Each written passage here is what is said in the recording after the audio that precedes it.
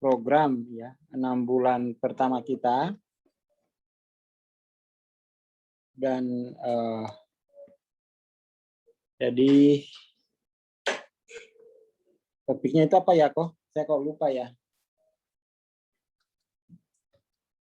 Coba flyernya mana nih? Oke. Flyer materi ya, Bang?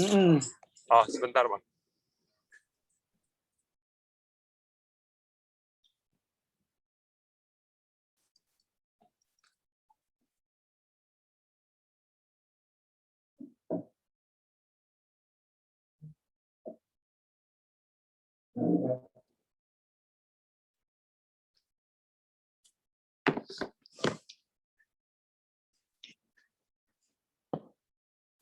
Oke ya, cari-cari dulu.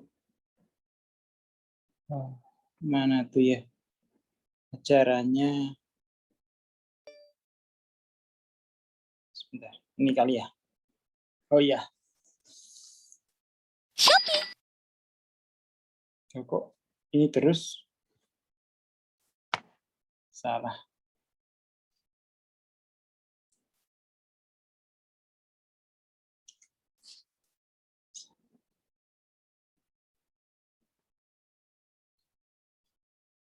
Mana ya?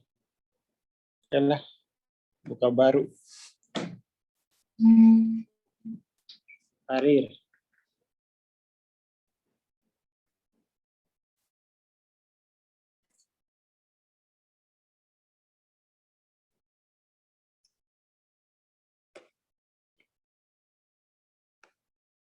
Mana dah, coba buka ini kan. Kelasnya itu loh, judulnya aku nggak dapat ya. Sebelum gimana? Kelas pertama itu loh, apa? Tema-temanya itu. Enggak, kelasnya ini apa judulnya itu apa? Kelas pertama itu judulnya kan susah kalau nggak ada judulnya ya. Tiba-tiba masuk materi. Saya kok nggak ada ini nih ya. Ini kan Juni. Ya, kasih saya. Biar enggak kirim-kirim. Bentar ya teman-teman, lagi nyari susunannya ini. Sambil nunggu ya, sambil nunggu yang lain.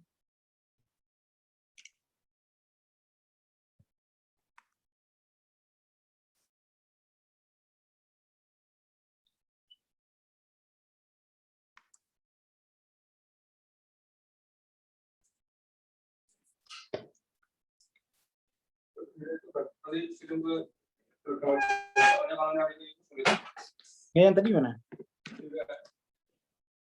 Enggak masuk.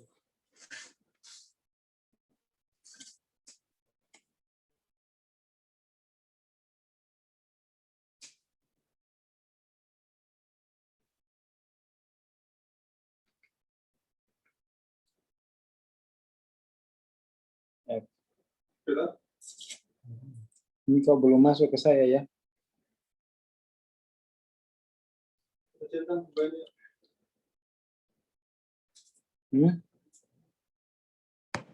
Ya ini harus masuk nih ke saya.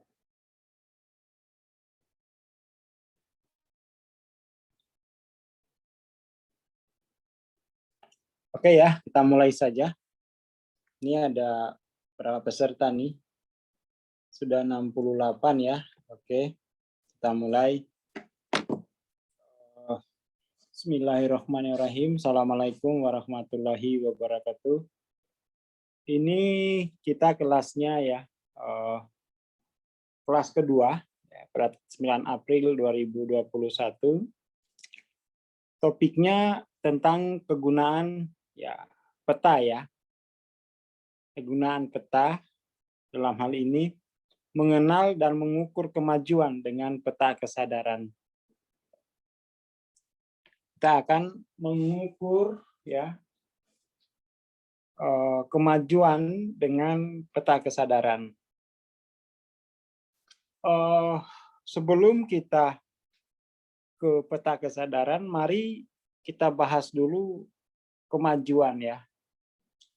Pada dasarnya kemajuan itu ada dua bentuk.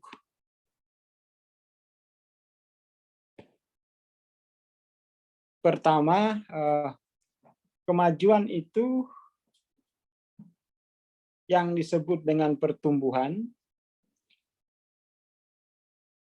dan kemajuan itu ada yang disebut dengan pertambahan. Saya kira teman-teman yang sudah pernah ikut kelas-kelas sebelumnya, mungkin udah biasa ya mendengar dua istilah ini. Meskipun begitu, pertumbuhan dan pertambahan di sini mungkin kita akan spesifik kepada karir dan keuangan ya. Semacam itu. Bang, screen-nya belum ke-share kayaknya, Bang. Oh, Masya Allah. Udah semangat 45 aja saya ini.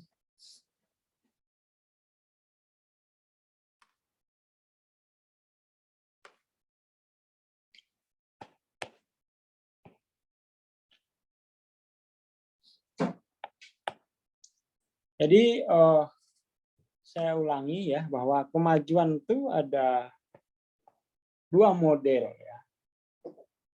Ada yang disebut dengan pertumbuhan, ada yang disebut dengan pertambahan gitu ya.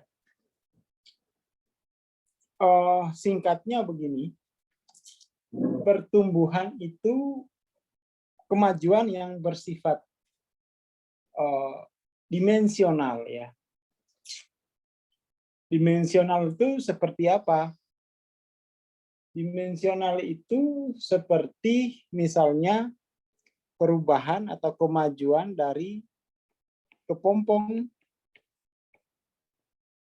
menjadi kupu-kupu. Itu yang disebut dengan pertumbuhan dimensi ya. Pertumbuhan dari perubahan dari misalnya benih menjadi batang. Nah, itu sebuah pertumbuhan ya, sebuah pertumbuhan. Kalau secara mungkin matematis, pertumbuhan itu ditandai dengan bertambahnya dimensi 0. Dari 1 tumbuh itu menjadi 10. Kalau tumbuh lagi berarti jadi 100. Kalau tumbuh lagi jadi 1000. Itu yang disebut dengan pertumbuhannya. Jadi perubahan dimensi. Kalau pertambahan bagaimana? Pertambahan misalnya dari 1, 2, 3, 4, 5, 6, 7. Jadi dia yang bertambah itu isinya ya, isi dari sebuah dimensi ya. Misalnya dimensi pertama isinya 1 sampai 9. Dimensi kedua isinya berapa? Dimensi pertama. Dimensi kedua isinya 10 sampai 99. Ya.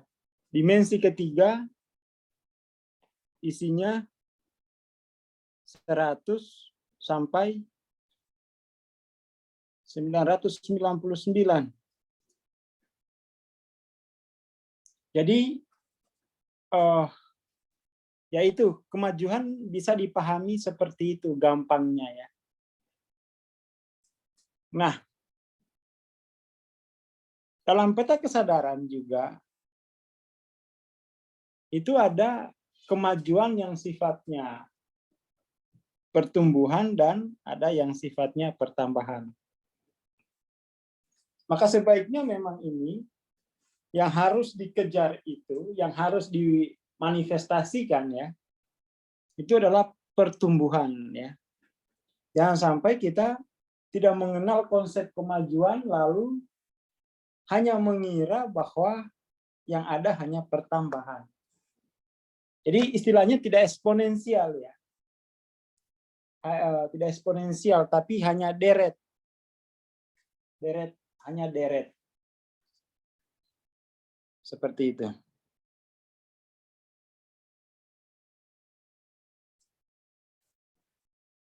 Hanya deret. Nah, ini kan rumus tentang kemajuan ya, atau cara mengenal dan mengukur kemajuan. Sekarang kemudian bagaimana kita bisa mengenal kemajuan dari evolusi kesadaran kita? Ya kan? Bagaimana kemudian bisa mengenal kemajuan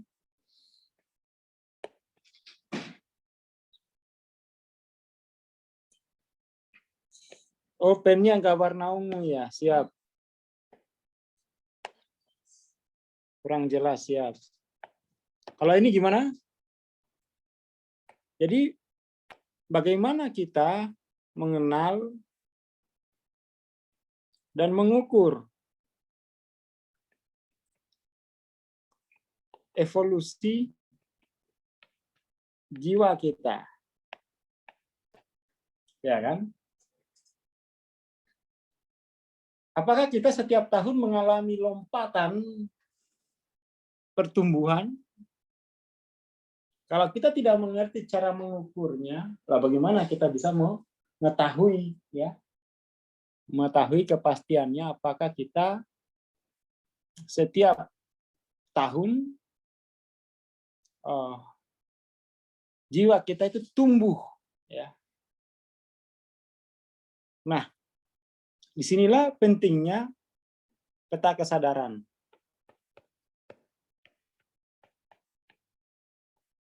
Jadi secara praktis, peta kesadaran bisa kita pahami sebagai peta untuk mengetahui, mengukur kemajuan atau evolusi ya, evolusi jiwa.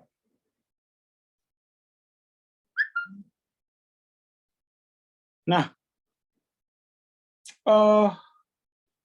mungkin kita perlu memahami sedikit dari karakter evolusi ya. Kita perlu memahami karakter evolusi itu. Maka yang paling mudah kita ambil sifat evolusi dari teknologi ya. Evolusi teknologi.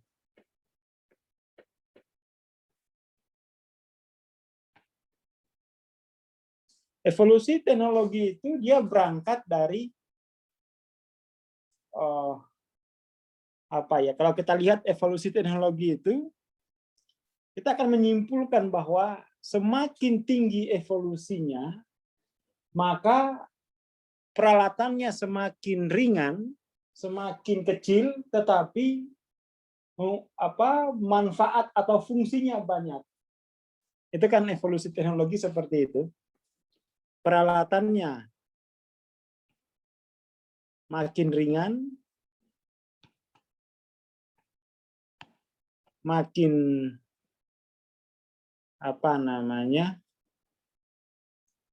makin ringan, makin kecil, tetapi fungsinya banyak. Itu evolusi teknologi ya. Jadi dia lebih ditekankan kepada fungsi yang dikandungnya gitu ya. Kalau evolusi biologi, dia ditandai dari kompleksitas.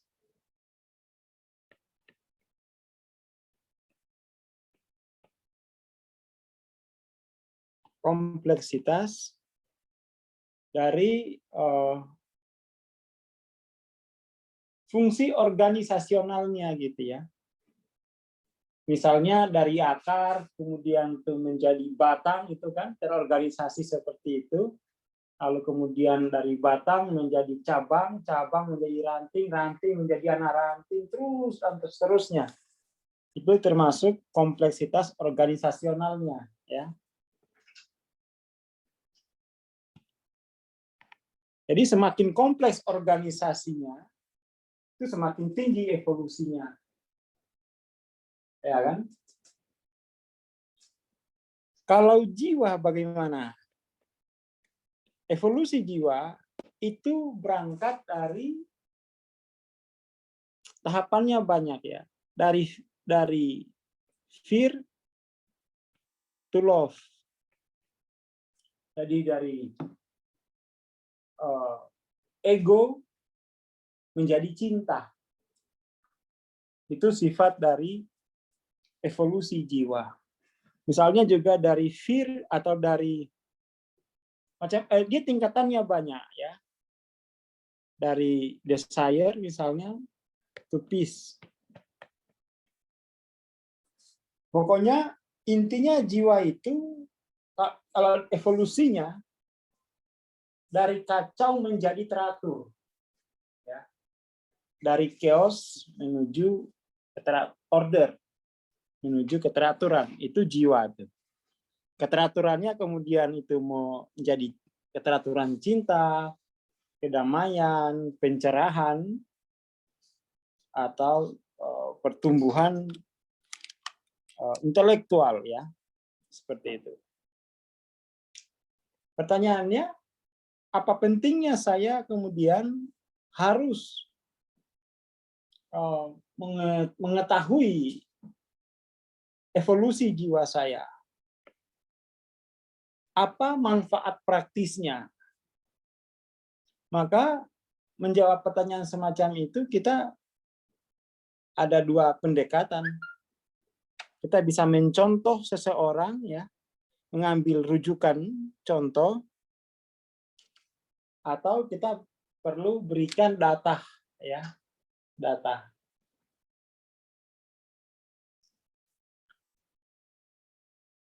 Data yang biasa saya munculkan untuk memotivasi atau menginspirasi orang untuk kemudian mempercepat evolusi kesadarannya adalah selalu data ini.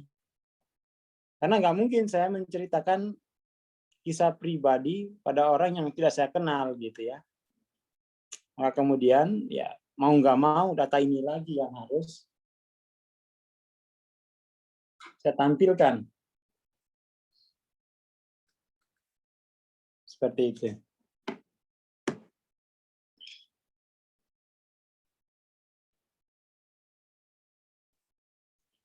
Jadi di sini jelas bahwa ada korelasi tingkat kesadaran dengan masalah-masalah sosial. Artinya di sini bahwa tingkat evolusi jiwa itu menunjukkan kemampuannya. Sebuah tingkat evolusi jiwa menunjukkan apa yang bisa dia lakukan dalam kehidupan. Kalau kita melihat ini ya, tabel ini, artinya semakin tinggi tingkat evolusi jiwa, semakin banyak yang bisa dia lakukan dalam kehidupan. Artinya semakin kreatif.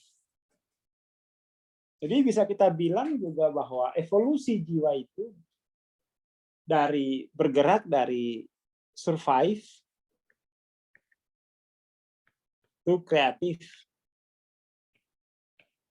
Itu evolusi jiwa.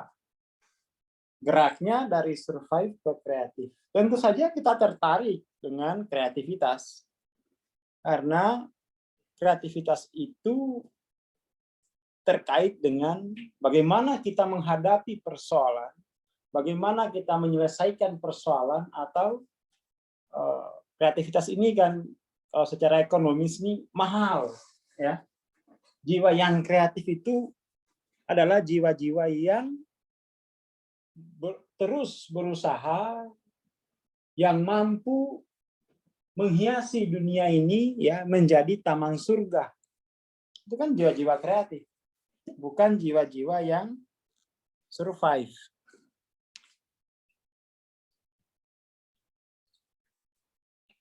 Bukan jiwa-jiwa yang survive, boro-boro kreatif, ya, untuk mendapatkan apa yang dia inginkan saja mungkin sampai seperti lagu-lagunya Jaja Miharja, kujual baju celana gitu kan. Sampai yang sudah ada dijual gitu ya. Ini gimana mau itu jiwa-jiwa yang survive itu untuk mendapatkan apa yang dia inginkan saja sampai menjual baju dan celana. Tentu saja itu survive. Ya. Seperti itu. Jadi kepentingannya apa sih? Semakin kita kreatif, maka cara kita hidup itu makin indah. Manfaat yang kita berikan ke dalam kehidupan makin luas dan besar gitu ya. Itu kepentingannya kita. Kenapa mesti perlu betul mempercepat evolusi kesadaran ini. Itu poinnya. Itu poinnya. Fear to love, survive to creative. Nah, dari tabel ini kita bisa lihat bahwa semakin tinggi tingkat kesadaran yang ditunjukkan oleh panah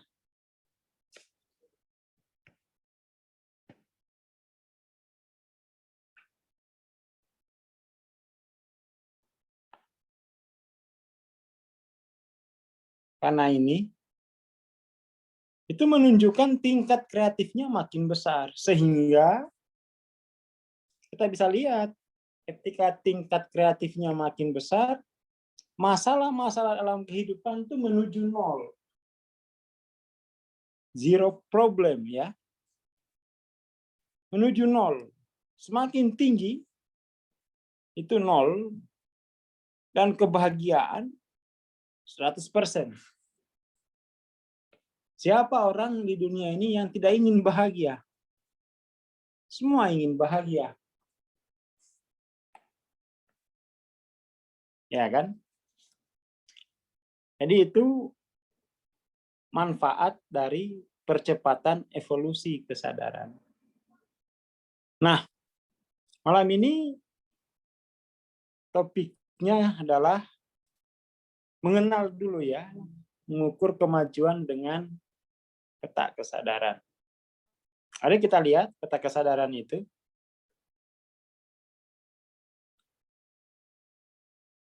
Peta kesadaran ditampilkan dalam bentuk tabel.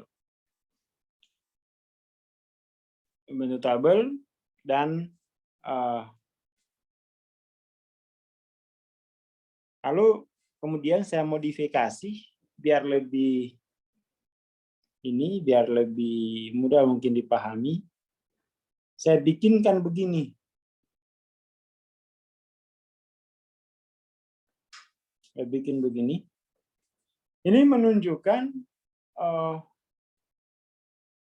bahwa dalam tabel ini kan tidak ada pendimensiannya, ya, tidak ada dimensinya gitu.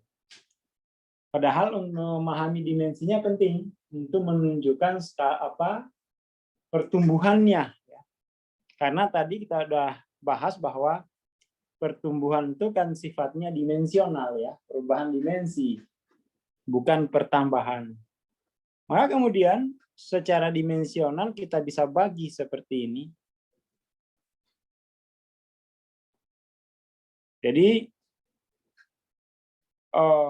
yang paling bawah ini itu dimensi ketiga ya. Dimensi ketiga itu artinya yang mampu berpikir. Mampu berpikir tetapi mungkin belum intelektual, tapi mampu mengikuti jalan pikiran tertentu ya. Dimensi keempat itu dimensi tangga spiritual ya, tangga spiritual atau dimensi intelek, tumbuhnya tumbuhnya kemampuan berpikir reflektif.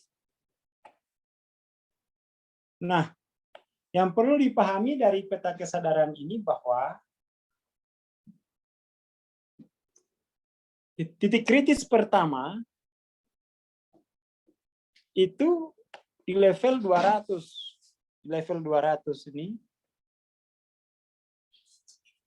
Pada level 200 itu adalah kesadaran di mana kita sudah mampu berjarak dengan ketakutan. Sudah mampu melampaui ketakutan, tetapi belum sepenuhnya menjadi cinta itu. Maka sebenarnya kalau belum 500 itu kemudian evolusinya itu masih belum tumbuh. Ya. Jadi mungkin sekarang LOC-nya 250. Maka disebut tumbuh itu kalau dia 500. Titik kritis kedua ya. Karena level 200 itu panjang sekali pertambahannya tuh. Dimensi keempat ini panjang. Dari 200 sampai 499 itu dimensi keempat. Itu dimensi keempat. Kalau jadi 500 itu menjadi titik kritis kedua ya. Titik kritis kedua dan itu adalah situ motifnya itu menjadi cinta ya. Jadi orang dengan LOC 500 ke atas itu energi kreatifnya besar sekali atau banyak gitu ya. Sehingga banyak hal yang bisa dia lakukan.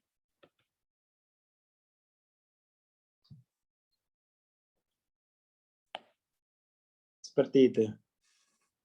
Jadi kalau misalnya LOC kita masih dimensi ketiga, maka disebut tumbuh kalau dia mampu masuk dimensi keempat.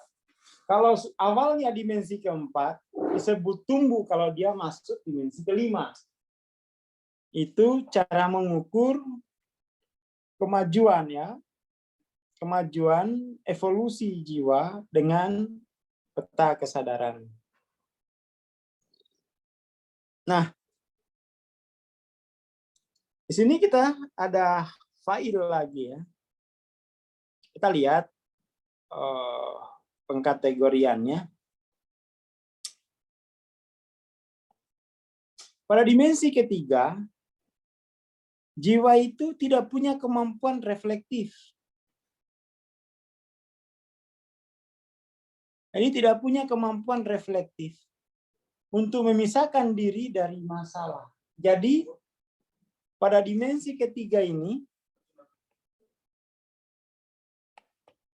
pada dimensi ketiga, jiwa itu terbebani oleh masalah dan nggak bisa keluar.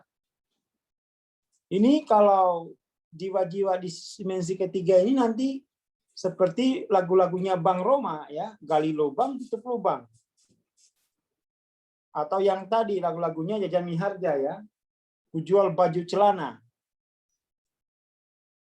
Jadi jiwa pada dimensi ketiga ini tidak mampu memisahkan diri dari masalah. Ngeluh aja.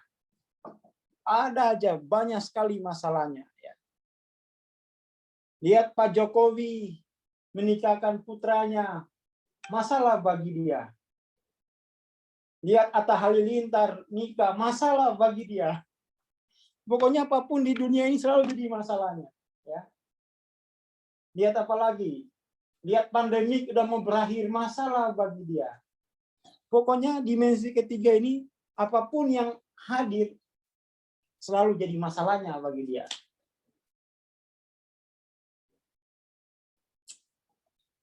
Terus, ada tawaran kuliah Zoom gratis, masalah bagi dia. Kenapa? Nggak ada handphonenya ternyata.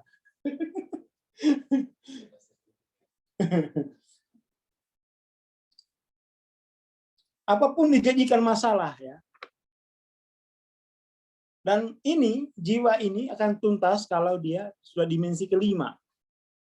Makanya kalau kita lihat pada dimensi kelima, 5-6 itu, lihat dimensi kelima, masalah tinggal sedikit. Pada dimensi ke-6, oh udah nggak ada lagi masalah. Karena memang di situ dimensi ke-6 itu jiwa dengan kreativitas yang sangat besar ya.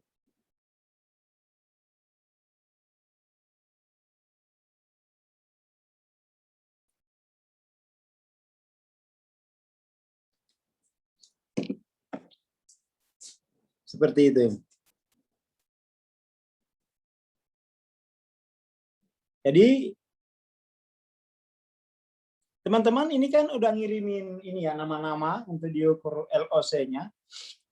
Mungkin hasilnya akan keluar di ini ya Jumat depan, karena dalam minggu ini masih banyak kesibukan ya, jadi belum bisa saya kalibrasi ya. Jadi di dimensi ketiga ini perlu diwaspadai ya. Bukan diwaspadai, memang harus disadari. Oh iya benar, saya dimensi ketiga ini. Lihat istri ke pasar ngamuk. Lihat istri nggak ke pasar ngamuk. Jadi serba salah ya. Serba salah. Lihat tetangga yang ke pasar juga ngamuk. Ada nggak yang begini? Nah, kalau ada tuh, Bang, iya sih Bang, kayaknya saya sering ngamuk. Itu ciri-ciri dikuasai masih kekuatan jiwanya masih dimensi ketiga, ya. Kalau dimensi keempat, nah dimensi keempat itu jiwa sudah memiliki kemampuan reflektif. Kemampuan reflektif itu kemampuan memisahkan diri dari masalah, ya. Jadi kalau dimensi ketiga ini jiwa itu hanya reaktif, ya. Dia reaktif. Dimensi keempat jiwa itu sudah proaktif. Proaktif menyelesaikan masalah. Kemampuannya adalah kemampuan reflektif.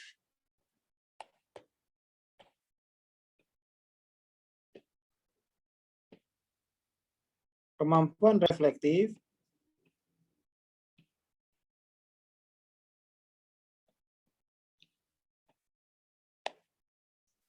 untuk memisahkan diri, mengambil jarak, ya. Mengambil jarak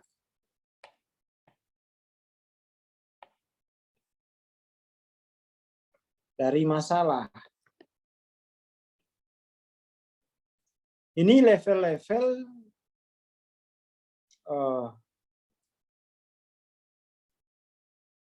200 sampai 250 ya. Dia baru bisa berjarak dari masalah, tapi masalah itu belum diselesaikan. Tapi dia sudah mampu membuat resolusi. Dia sudah mampu bertanggung jawab. Oke, saya pokoknya memang sekarang belum punya uang, tapi saya akan lunasi. Saya bertanggung jawab. Saya nggak akan lari. Nah, itu kemampuan reflektif di tingkat 200 sampai 250. Keistimewaannya adalah dia mampu berani menghadapi kekurangan dirinya. Ya. Meskipun belum punya, tapi dia meyakinkan dirinya bahwa saya akan selesaikan tanggung jawab saya. Tenang saja, duduk manis. Jangan ragukan kekuatan saya. Itu.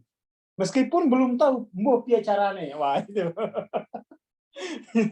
Jadi 200 sampai 250 ini kira-kira begitu. Pokoknya ini masalah saya akan selesaikan. Ya. Caranya gimana? Mbah piye carane gitu ya. Masih gelap caranya, tapi dia sudah punya keberanian untuk menerima tanggung jawab itu ya. Jadi ada di dimensi keempat 200 sampai 250 itu cirinya tanggung jawab yang besar terhadap masalah itu. Nggak lari dia, nggak lari. Kalau yang reaktif ini kabur-kaburan ini. Nama udah diganti ya. Kayak nama teman saya, namanya Ngadio. Ke Jakarta jadi Dion. Jadi nggak ada lagi yang kenal. Udah ganti nama ini pokoknya biar nggak dikenal. Akun sudah pakai nama yang bukan lagi nama aslinya ya. Itu karena dia dikuasai oleh ketakutan.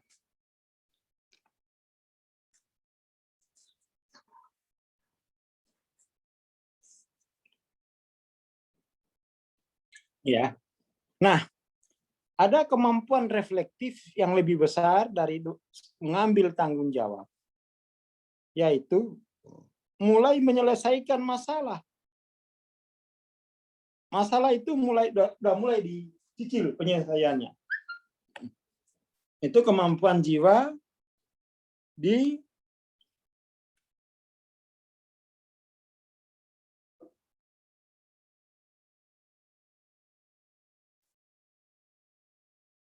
uh, 310 sampai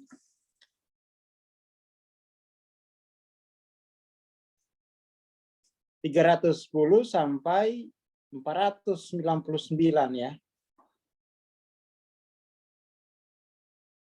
Jadi masalah itu sudah mulai ya. Sudah mulai diselesaikan.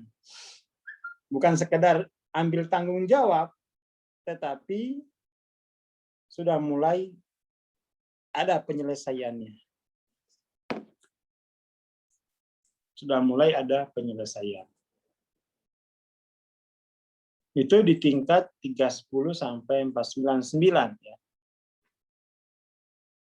Tingkat 500, nah itu dia masalah itu tidak lagi diselesaikan, tapi dia mencegah masalah ya. Jiwa itu sudah mampu mencegah masalah di masa depan. 500 ya. Yang ini 499. 499 itu kemampuan reflektifnya untuk penyelesaian masalah.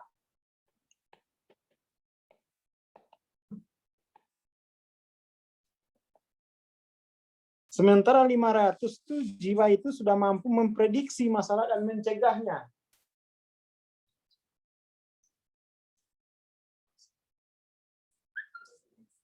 Yaitu apa namanya?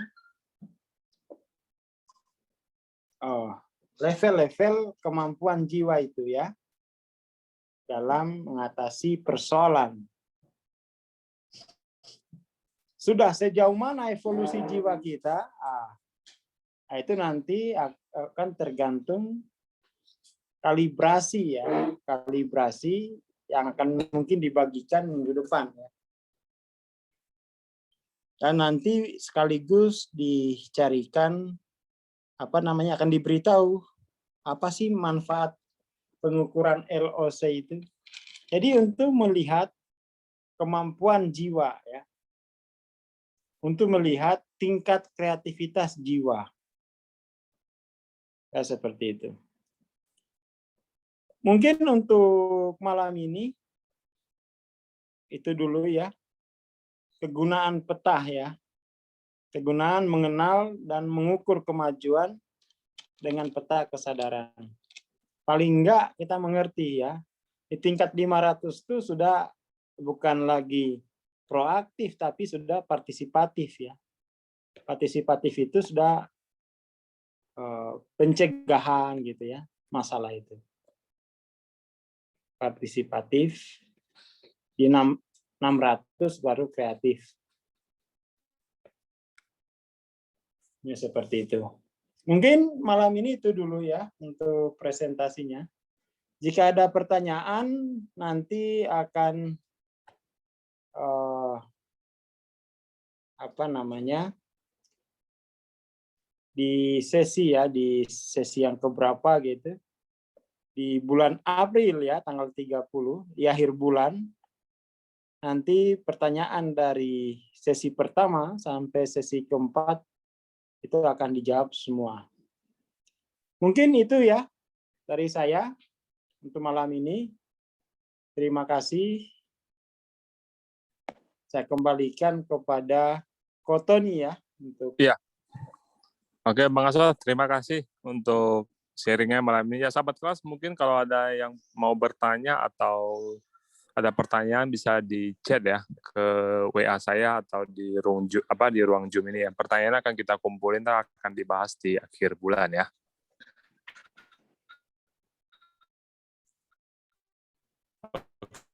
Oke, untuk malam ini kelas kita akhiri sampai kita ketemu lagi minggu depan, Pak. LOC-nya yang belum kirim itu entah akan dikumpulin, akan dibagikan bersamaan. Oke, sekian kelas malam ini. Terima kasih atas kehadirannya dan partisipasinya. Selamat malam untuk semuanya.